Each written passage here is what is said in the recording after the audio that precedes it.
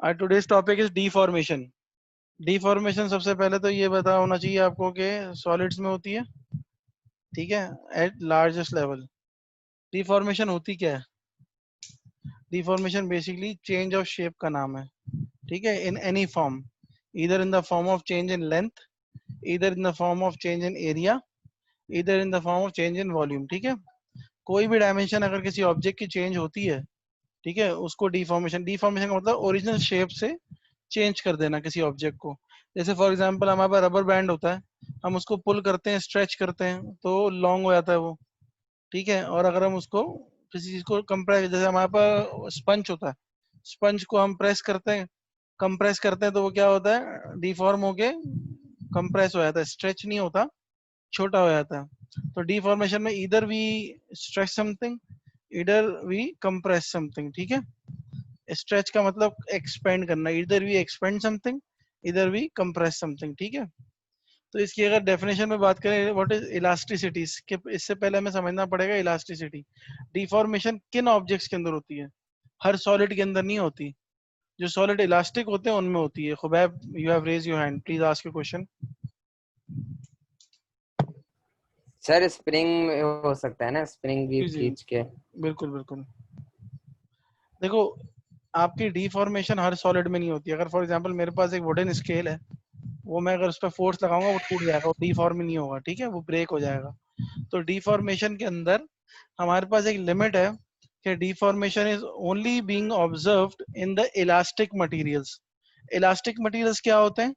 जो मटेरियल ऐसे हों जिन पर फोर्स लगे तो वो अपने शेप को टेम्पररी बेसिस पे चेंज कर लें, और जब फोर्स हटा दें तो वो अपना ओरिजिनल शेप रीगेन कर लें, ठीक है। These material are called elastic materials. जो मटेरियल इलास्टिसिटी नहीं रखते उसे क्या कहते हैं? Which are non elastic material, they are called plastic materials.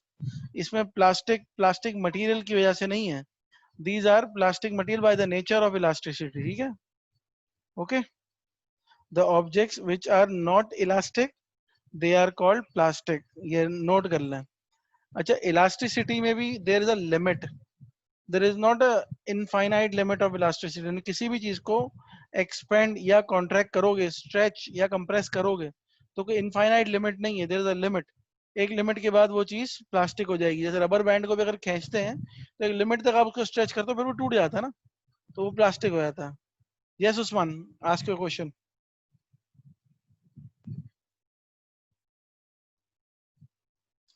Usman बोलो। उस्मान भाई हाथ क्यों उठाया था? चलो खैर, तो अगर हम डेफिनेशन की तरफ जाते हैं तो हम कहते हैं, when a force is applied then shape of an object can be changed on releasing the force. If object regains its original shape, then this effect is called elasticity or elastic deformation. दोनों एक ही चीज के नाम है। अगर question आ जाए paper में, वो डेफिनेशन आ जाए कि डिफाइन इलास्टिसिटी या what is elastic deformation, for both this definition is enough. When a force is applied then the shape of an object can be changed. Can be change जरूरी नहीं है, ठीक है ना, डिपेंड करता है फोर्स कितनी है, याद रखना, ठीक है। अगर फोर्स कम है तो चेंज नहीं होगा, it is not necessary that always it will be changed, okay. किसी का यहाँ तक कोई क्वेश्चन है तो पूछ ले। जी दानियाल बोले।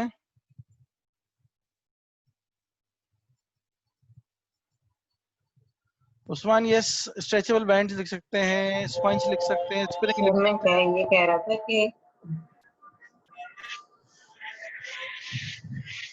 बोलो बोलो। सर मैं ये कह रहा था कि हर वो चीज मैं ये कह रहा था कि हर वो चीज डिफॉर्म हो सकती है ना जो स्ट्रेच हो सकती है, जैसे रबर बैंड हो गए हाँ और बिल्कुल। जैसे अभी स्प्रिंग बताया, देखो और हर तुम ऐसी थोड़ी चीज सी जो स्पेसिफिक स्ट्रेचेबल बात है कर रहे हो, वही बात वही सही हो बोल रहे हो, सकती है डिफॉर्म। लेकिन ये स्ट्रेच की बात करो ना तुम, मैं तो कंप्रेस की भी बात कर रहा हूँ। मेरी बात को गौर से सुनो, मैं क्या कह रहा हूँ, जनरल बात करो हमेशा। Deformation is not stretching anything, it is also compressing anything, ठीक है। किसी चीज को जरूरी थोड़ी स्ट्रेच करूं तो ही डिफॉर्म होता है, कंप्रेस भी तो कर सकता हूँ भाई। एक स्प्रिंग है, उसको खोलूंगा स्ट्रेच हो जाएगा, दबाऊंगा कंप्रेस हो जाएगा। दोनों डिफॉर्मेशन है ना, दोनों केसेस में डिफॉर्मेशन तो हो रही है ना। डिफॉर्मेशन की डेफिनेशन क्या कह रही थी अभी जो दिखाई थी मैंने, वो कह रही है भाई फोर्स लगाओ, ठीक है, वो फोर्स अप्लाई करने की वजह से ऑब्जेक्ट अपनी शेप चेंज कर सकता है मतलब कैन चेंज का मतलब ये depends upon the force, that how much large is the force, ठीक है। अगर ज्यादा बड़ी फोर्स होगी, इनफ होगी उस ऑब्जेक्ट के वेट को ओवरकम करने के लिए, तो क्या होगा, ऑब्जेक्ट डिफॉर्म हो जाएगा, ठीक है। डिफॉर्म कैसे होता है, फोर्स लगाने से, जरूरी नहीं है फोर्स स्ट्रेच करने के लिए होता है वो कंप्रेसिबल फोर्स हो, वो फोर्स कंप्रेस करे, ठीक है। तो दोनों सूरत में ऑब्जेक्ट अपनी शेप अगर चेंज कर रहा है ना, तो उसका मतलब है वो डिफॉर्म हो रहा है। और शेप चेंज करने में मैंने क्या कहा था, शेप चेंज करने में क्या क्या आता है, शेप चेंज करने के अंदर ऑब्जेक्ट की लेंथ भी चेंज हो सकती है, शेप चेंज करने में ऑब्जेक्ट का एरिया भी चेंज हो सकता है, या वॉल्यूम भी चेंज हो सकता है। तीनों नाम शेप चेंज के ही हैं, ठीक है। Shape is a generic word, it depends ke how in which dimension you are changing the shape. If you are changing the length of an object, that is a 1D change, one dimensional change. If you are changing a complete area of any object, it means that you are changing in producing deformation of 2 dimension. If you are changing the shape of a complete volume any of any object, okay, then it means that you are producing deformation in 3D, okay. लेकिन हमारे course में से 1 dimensional है, that is 1D, that is change in length, हम उसी को study करेंगे। Okay sir. Any question until now? No sir. Okay, और किसी का कोई क्वेश्चन है? Khubaib? No sir.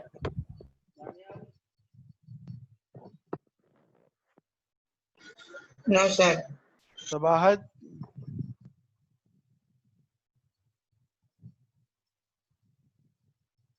Sabahat, yes no? Ansh, any question? No sir, proceed. Okay sir, thank you. अच्छा भाई, अब आती है बात लिमिट की। याद है मैं स्टार्ट में एक बात कह रहा था कि इलास्टिसिटी की लिमिट होती है, there is not a infinite value of elasticity. ऐसा नहीं है कि कोई चीज को खींचे जा रहे हो, खींचे जा रहे हो, खींच रही है,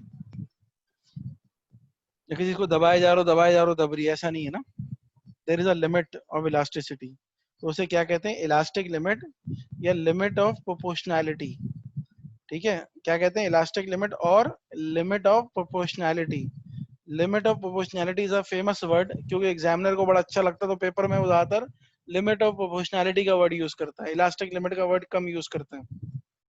दोनों का मतलब एक ही है। ये मतलब क्या है भाई इसका, इसका मतलब ये है कि वो कौन सा पॉइंट है जिसके बाद फर्दर फोर्स लगाएंगे तो ऑब्जेक्ट इलास्टिक नहीं रहेगा। लिमिट ऑफ प्रोपोर्शनैलिटी का क्या मतलब है कि वो कौन सा पॉइंट है जिसके बाद अगर फर्दर मैंने फोर्स लगाई, स्ट्रेच किया या कंप्रेस किया, तो ऑब्जेक्ट जो है वो हमेशा के लिए डिफॉर्म हो जाएगा, इलास्टिक नहीं रहेगा। क्या मतलब हुआ, इलास्टिसिटी क्या है, अभी हमने पढ़ी थी स्टार्ट में, व्हाट इज इलास्टिसिटी, कि किसी ऑब्जेक्ट पे मैंने फोर्स लगाई, इसको बार बार इसलिए बोल रहा हूं ताकि याद हो जाए, किसी ऑब्जेक्ट में when we apply force on any object, ठीक है, then due to that force object can change its shape, and after removal of that force object will regain its original shape, then it is called the elasticity. लेकिन अगर original shape regain नहीं कर रहा है, यानी कि आपने force लगाई और हमेशा के लिए डिफॉर्म हो गया, then it is called, नहीं होगी, वो इलास्टिसिटी नहीं है, that is called plasticity, ठीक है। परमानेंट डिफॉर्मेशन कहलाती है वो, permanent deformation is not elastic. तो आपको ये बड़ा जरूरी है देखना कि भाई अगर ऑब्जेक्ट से फोर्स हटाऊंगा तो वापस उसी शेप में आ जाए, शेप में पहले था। जैसे रबर बैंड की बात कर रहे थे अभी हम, रबर बैंड को आप स्ट्रेच करो, छोड़ो, वापस अपनी ओरिजिनल शेप पे आया था, तो it is under elastic limit. लेकिन आप इतना खींचो, एक लेवल आएगा टूट जाएगा, टूट के उसका शेप चेंज हो जाएगा, ठीक है। तो जिस लेवल पे टूटेगा ना, उस पॉइंट पे जो फोर्स होगी, उस पॉइंट को कहेंगे लिमिट ऑफ प्रोपोर्शनैलिटी। यानी कि इसके बाद अगर मैंने इंच भी, 1 न्यूटन की भी फोर्स लगाई ना, तो ऑब्जेक्ट जो है वो परमानेंटली डिफॉर्म हो जाएगा, ठीक है। अब यहाँ पर हम इसकी बात करते हैं, क्या है, it is a maximum extension in an elastic object, ठीक है, after which it either breaks और डिफॉर्म्स परमानेंटली। दो बात हो सकती है ना, रबर बैंड टूट गया, एक आपने समझो एल्युमिनियम का आपके पास कैन है, जैसे कोल्ड ड्रिंक का कैन होता है, आपने पी लिया, आपने उसके बाद उसको क्रश कर दिया हाथ से, तो क्या हुआ, वो जितनी फोर्स आपने लगाई वो क्रश होकर डिफॉर्म हो गया, टूटा नहीं लेकिन परमानेंटली डिफॉर्म हो गया, वापस अपने ओरिजिनल शेप में नहीं आया ना। तो ये क्या कहलाया, इसको कहते हैं हम परमानेंट डिफॉर्मेशन। तो इलास्टिक लिमिट क्रॉस हुई तब जाके परमानेंट डिफॉर्मेशन हुई। अच्छा ये कैन क्या था, अगर थोड़ा थोड़ा प्रेस करो तो वापस अपनी जगह पे आ जाता है, लेकिन आप जोर से ज्यादा फोर्स लगाओ तो कैन क्या होगा, क्रश हो जाएगा। ठीक है, क्रश हो जाएगा तो दब जाएगा, दब जाएगा तो क्या होगा, इसका शेप चेंज हो जाएगा, शेप चेंज होगा तो वो शेप वापस अपनी ओरिजिनल शेप में नहीं आएगा, नहीं आएगा तो हम क्या कहेंगे, it is not elasticity, it has cross it's elastic limit, now it is permanent deformation. ठीक है, तो इलास्टिसिटी खत्म होने के बाद, यानी कि after crossing the limit of proportionality the object will either break और गेट परमानेंटली डिफॉर्म। ठीक है, दोनों चीज हो सकती हैं। यहाँ तक किसी का कोई क्वेश्चन है?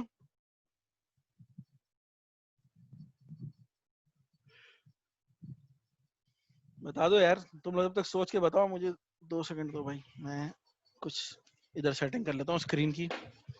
बताइए, किसी का कोई क्वेश्चन है तो please, I am available for that. Sir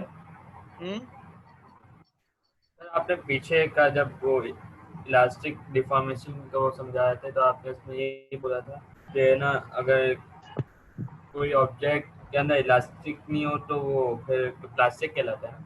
plastic कहलाता है, मतलब प्लास्टिक बाय नेचर नहीं, in the sense of deformation. एक वर्ड यूज करते हैं, जो परमानेंटली डिफॉर्म हो जाते हैं ना उनको प्लास्टिक कहते हैं, जिनमें इलास्टिसिटी नहीं होती, नॉन इलास्टिक या प्लास्टिक कहते हैं। ठीक है, बाय बाय सर मटेरियल अगर प्लास्टिक नहीं होता। ठीक है, मतलब वो वाला प्लास्टिक नहीं जो मेटल और नॉन मेटल वाला प्लास्टिक नहीं, वो तो जो केमिस्ट्री में पढ़ोगे ना, पॉलीमर और मोनोमर वाला प्लास्टिक, वो नहीं है ये। ठीक है, सर ये रबर बैंड भी एक उसके ऊपर आके ना प्लास्टिक हो जाता है ना, जब टूट जाएगा, जब हाई एक फोर्स ज्यादा लगाओगे तो प्लास्टिक हो जाएगा। मतलब एक लिमिट के ऊपर, इलास्टिक लिमिट के ऊपर आके फिर हाँ प्लास्टिक हो बिल्कुल, जाता है। इलास्टिक लिमिट के बाद फिर प्लास्टिक हो जाएगा। ठीक है, केमिस्ट्री में पढ़ा है, प्लास्टिक पढ़ा है अभी तक, मोनोमर पॉलीमर कुछ पढ़ा है अभी तक? सर हाँ, नहीं सर। सर अभी एटम सब पर है। अभी तो स्टार्ट, अभी तो बच्चे हो यार तुम लोग, अभी एटम्स पढ़ रहे हो, मोल्स पढ़ रहे होगे ना अभी तो। चलो ठीक है, बाद में प्लास्टिक पढ़ो तो वो असल प्लास्टिक वो है भाई, वहां नहीं कहते ना कि सर ने कहा डिफॉर्म ऑब्जेक्ट प्लास्टिक होता है। ठीक है, अच्छा भाई, ये सिंपल सा एक चैप्टर है डिफॉर्मेशन, इसके अंदर एक लॉ है जिसको कहते हैं हुक्स लॉ, और ये बड़ा इंपॉर्टेंट लॉ है। ये सिर्फ अप्लाई किस पे होता है, इलास्टिक ऑब्जेक्ट्स पे। ठीक है, किसी को पता है हुक्स लॉ क्या है? चलो मैं नीचे करता हूँ, देखें तो सही किसी ने 10 में क्या पढ़ा हुआ है। Does anybody knows what is Hooke's law?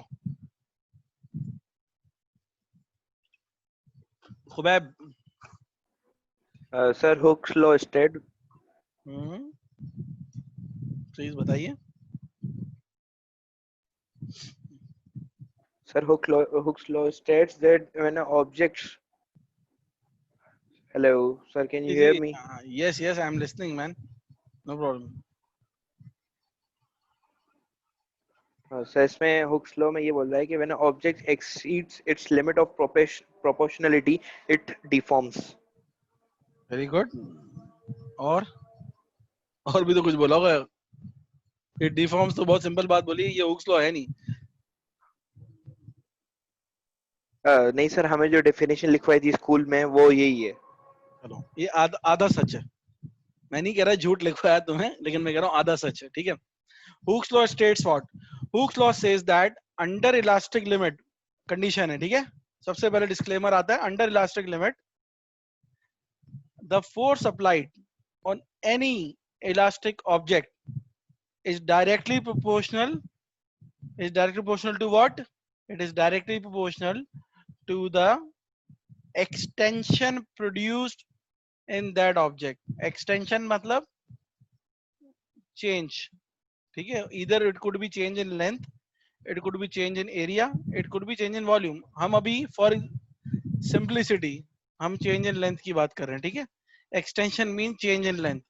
तो Hooke's law states what, that under elastic limit force applied on any elastic object is directly proportional to the extension produced in that. क्या मतलब हुआ भाई इसका? इसका मतलब थोड़ा समझा देते हैं।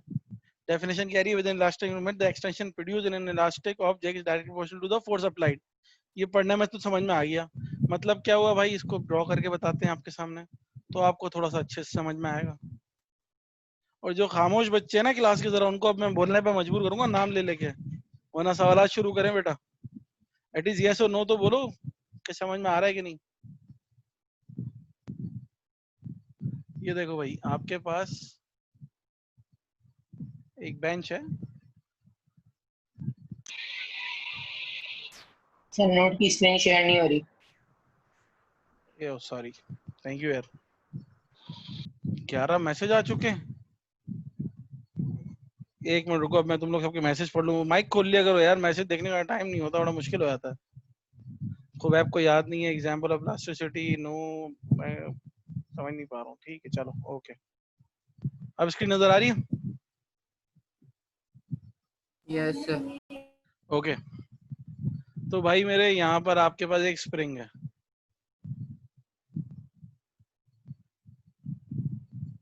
स्प्रिंग के साथ एक बांस लगा हुआ है एम, ठीक है।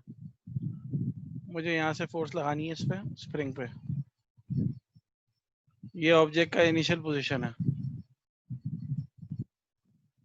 इनिशियल पोजीशन का मतलब ये है कि यहाँ पर तक मास जो है ना, यहाँ पर ऑब्जेक्ट जो है ना डिफॉर्म नहीं था, सही है।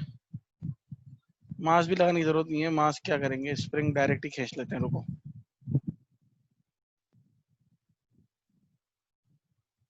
भाई ये पोजीशन है, ये इनिशियल पोजीशन है, जिसे कहते हैं मीन पोजीशन। क्या कहते हैं?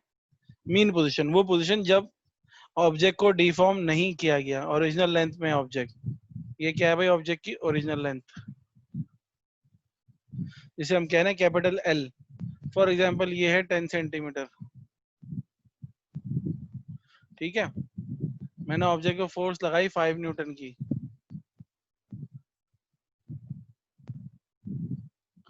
5 न्यूटन की वजह से ऑब्जेक्ट आपका चला गया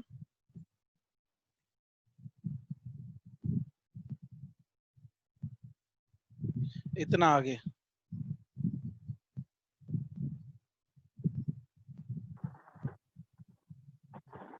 इसको मैंने देख दिया ई। ई क्या है? एक्सटेंशन। यानी कि ऑब्जेक्ट, आपने स्प्रिंग को खींचा तो स्प्रिंग आगे चला गया। कितना आगे चला गया भाई? लेट से 2 सेंटीमीटर आगे चला गया, ठीक है। 2 सेंटीमीटर आगे गया तो इसका मतलब क्या हुआ कि भाई डायरेक्टली प्रोपोर्शनल है। फोर्स आपने 0 न्यूटन से 5 न्यूटन की, पहले कोई फोर्स नहीं थी। 0 से 5 की, पहले आपके एक्सटेंशन 0 थी, वो 0 से 2 हो गई। इसका मतलब ये बात तो क्लियर है कि भाई फोर्स बढ़ी है तो एक्सटेंशन भी बढ़ी है, तो डायरेक्टली प्रोपोर्शनल है, सही है। आपने कहा भाई हमने फर्दर फोर्स बढ़ाई। अंश 1 मिनट में कंप्लीट कर लूं फिर सवाल पूछना। आपने कहा भाई मैंने 2 न्यूटन की और फोर्स बढ़ा दी, तो क्या हुआ भाई? आपकी एक्सटेंशन और आ गई, 0.5 सेंटीमीटर की एक्सटेंशन आ गई आपकी।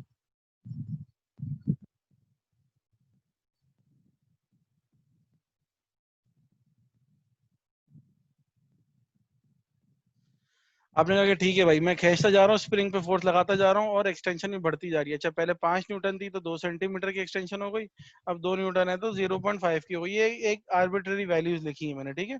इससे समझ में आ रहा है कि जितनी ज्यादा फोर्स लगाओगे उतना ज्यादा एक्सटेंशन प्रोड्यूस होगा, जितनी कम फोर्स लगाओगे उतना कम एक्सटेंशन प्रोड्यूस होगा।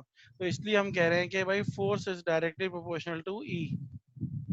इसको कहीं कहीं ई कहते हैं, कहीं कहीं एक्स भी कहते हैं, ठीक है। ई या एक्स, एक्स भी कह सकते हैं। दोनों क्या है? चेंज इन लेंथ है।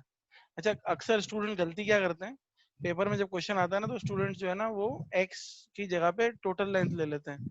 यानी कि ये जो इनिशियल लेंथ है ये, और ये e प्रोड्यूस हुआ यानी कि 12 ले लेते हैं, जो कि रॉन्ग है। x क्या है? एक्सचेंज इन लेंथ है, एक्सटेंशन है ना ये। तो याद रखिएगा, आप एक्सटेंशन की जगह पे सिर्फ चेंज बताएंगे कि ओरिजिनल पोजीशन से कितना ज्यादा चेंज हुआ। ओरिजिनल पोजीशन जिसको हम मीन पोजीशन कहते हैं, जिस पोजीशन पे ऑब्जेक्ट अपनी ओरिजिनल लेंथ पे मौजूद होता है, ठीक है। तो E is the change in length produce due to the application of force. यहाँ तक किसी का क्वेश्चन है तो पूछें। सर आपने क्लास में बताया था व्हाट डज डायरेक्ट मींस, आप उसको रिपीट कर देंगे? मैं सर वो लिख लूं कहीं पे। समझ लो पहले तो, फिर लिख लेना आराम से, ठीक है। पहले सुनो समझो, उसके बाद लिख लेना। क्यों मैं ज़ाहिर है आपको डेफिनेशन थोड़ी लिखाऊंगा, मैं तो एक Okay, sir. कॉन्सेप्ट है ना, डायरेक्टली प्रोपोर्शनल का कॉन्सेप्ट। भाई एक डायरेक्टली प्रोपोर्शनल क्या है? ये है कि भाई रिलेशनशिप है कि if one quantity is changing the other quantity will change. Directly proportional means if one quantity is increasing, other quantity will increase. If one quantity is decreasing, other quantity will decrease. Let's say for example, मैं कह रहा हूँ कि भाई your height is directly proportional to your age. इसका मतलब जैसे तुम बड़े होते जाओगे तुम्हारी हाइट बढ़ती जाएगी, ठीक है? ये हो गया डायरेक्टली प्रोपोर्शनल। या इसकी एग्जांपल एक और मैं दूं, इनवर्सली प्रोपोर्शनल की। इनवर्सली प्रोपोर्शनल में क्या होता है? एक चीज बढ़ती है दूसरी कम होती है, एंड वाइस वर्सा। मैं कह रहा हूँ कि भाई the ability to run is directly proportional, is inversely proportional with the age of a person. ठीक है? तो ये क्या होगा, एक बंदा जब बढ़ता जा रहा है, एज बड़ी होती जा रही है उसकी, तो उसके भागने की सलाहियत कम होती जा रही है। ये जनरल, एक मैं कोई यूनिवर्सल फैक्ट नहीं बता रहा, एक ऑब्जर्वेशन बता रहा हूँ कहीं की। तो इट इज इनवर्सली प्रोपोर्शनल ना, if the age is increasing the ability to run is decreasing, तो इट इज इनवर्सली प्रोपोर्शनल। ठीक है, क्लियर है? प्रोपोर्शनल में मैंने कहा था कि प्रोपोर्शनल इज नॉट इक्वल, तो प्रोपोर्शन से बढ़ेगी एक चीज दूसरे के साथ, इक्वालिटी में नहीं बढ़ेगी। दानियाल आपका कोई क्वेश्चन था? I saw you raise your hand. Sir मेरा एक क्वेश्चन था कि एग्जाम में हमें स्पेसिफाई किया हुआ होता है कि मतलब एल इनिशियल लेंथ भी दी हुई होती है और हमें ई और एक्स की लेंथ भी दी हुई होती है, हमें खुद ही कैलकुलेट करनी होती है। नहीं, सब दिया हुआ होगा, ज़ाहिर है तुम कहाँ से लाओगे, लेकिन वो प्लेट में सजा के नहीं देगा एग्जामिनर, वो बताएगा नहीं कि जरूरी नहीं एक्स है या ई है, वो आपको स्टेटमेंट में बताएगा एग्जामिनर। तो आपको कॉन्सेप्ट होगा तो आप देख सकोगे ना कि भाई ओरिजिनल लेंथ कौन सी थी और एक्सटेंशन क्या है, मार्किंग सब डेटा पूरा गिवन होगा, but you need to find out the actual value. ठीक है, तो इसीलिए मैं कह रहा हूँ पास पेपर लाओ, हम करेंगे तो जरा आइडिया होगा कि असल चीज है क्या। ठीक है, ओके सर। तुम्हारे बैकग्राउंड में नॉइज बहुत आ रही है दानियाल। सर असल में पंखा खराब है, सही नहीं चल रहा। अच्छा अच्छा, ओके ओके, चलो भाई, और कोई किसी का क्वेश्चन है? कोई? No sir. Nothing, no question. No sir. अच्छा, अभी तक किसी ने क्वेश्चन नहीं किया, वो बच्चा कौन है? Hanzala, any question? No sir. Okay, then we have Huzaifa. Huzaifa से तो हो गई बात आज, खुबैब से भी हो गई। उस्मान, उस्मान समझ में आ गया? कोई सवाल है?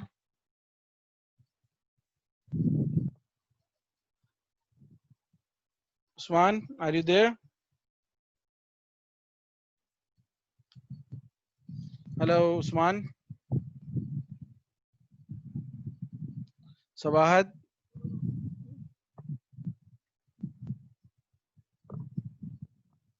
बेटा आवाज आ रही है? Yes sir. ओके, तो इन लोगों को क्यों नहीं आ रही? Usman, Sabahat, Yamuna, any question? You people are quite for a long time, आप लोग का क्वेश्चन सुनना चाह रहा हूँ मैं। कोई?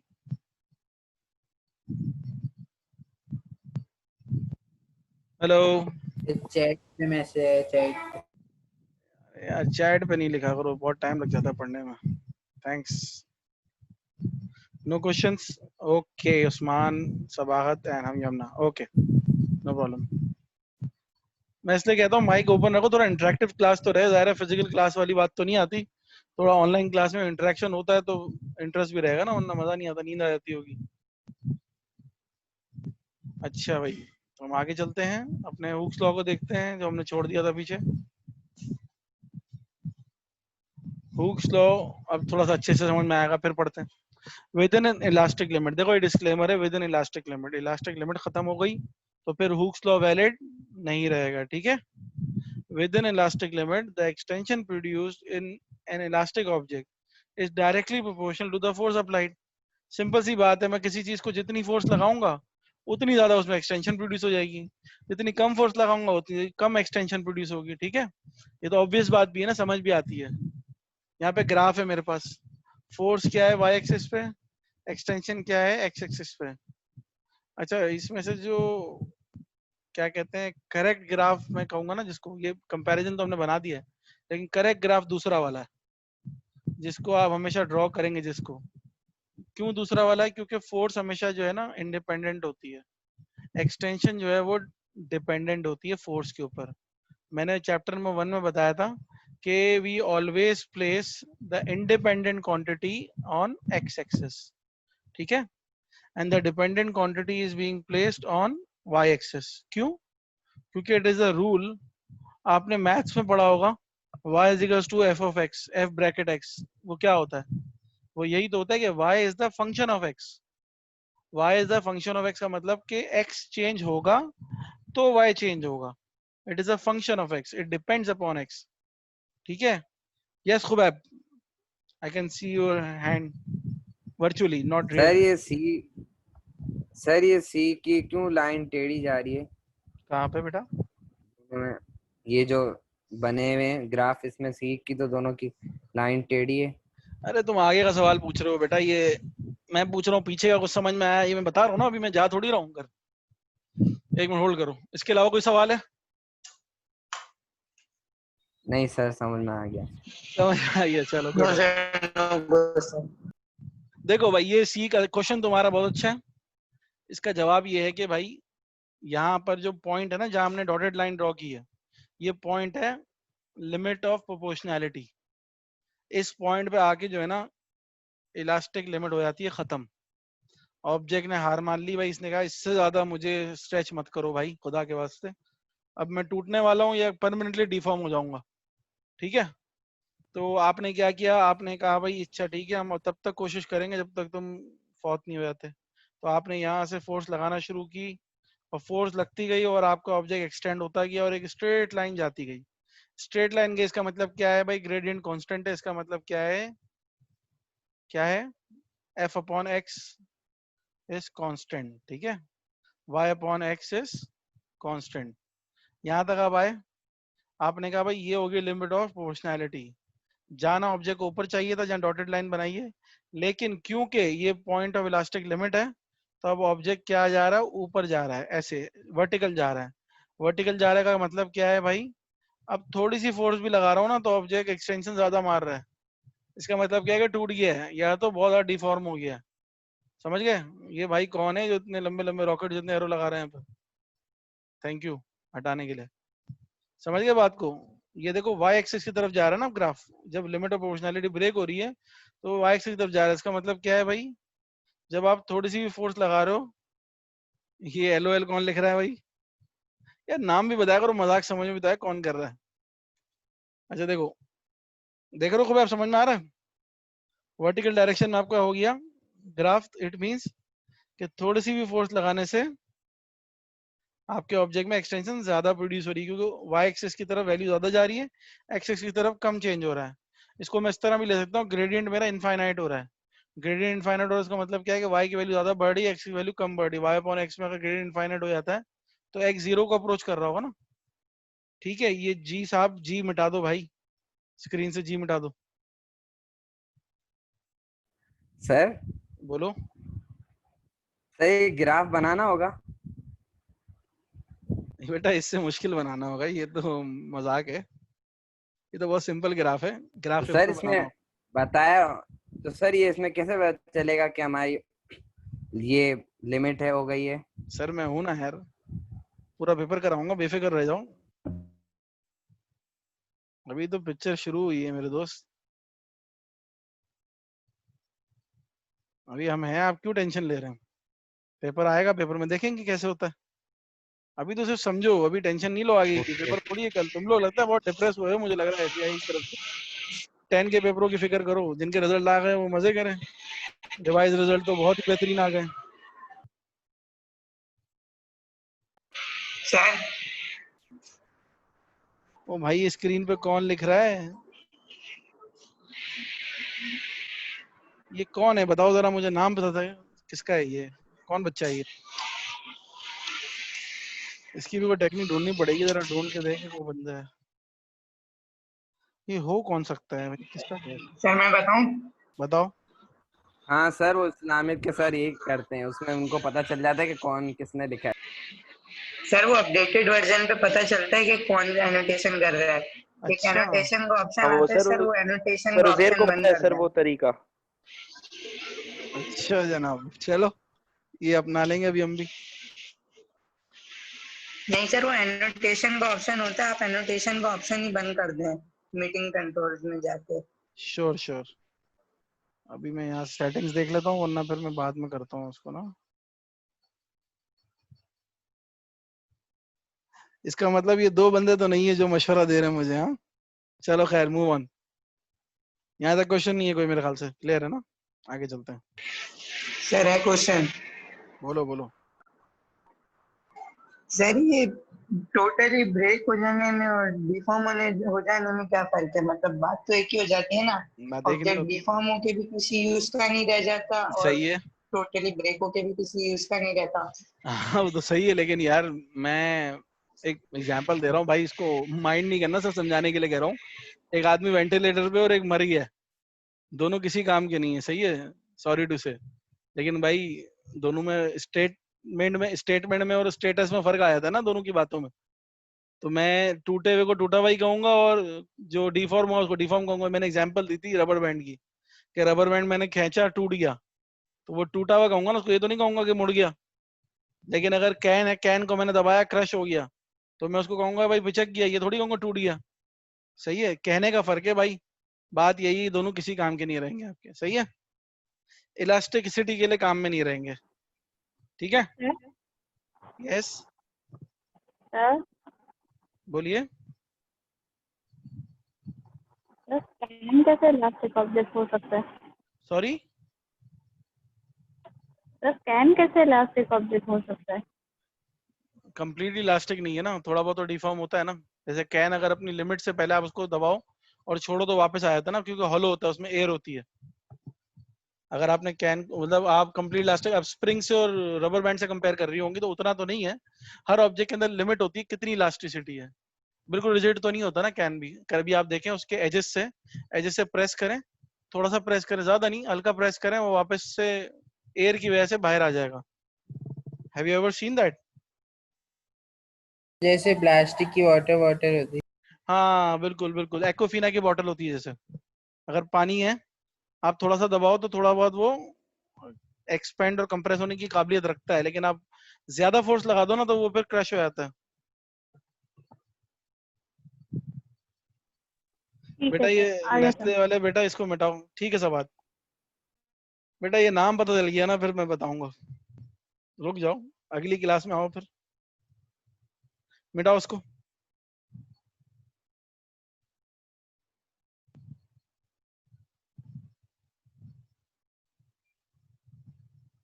ओके, अब बेटा करने की कोशिश करना जरा, ये जो एनिमेशन लिख रहे थे जो भी, प्लीज।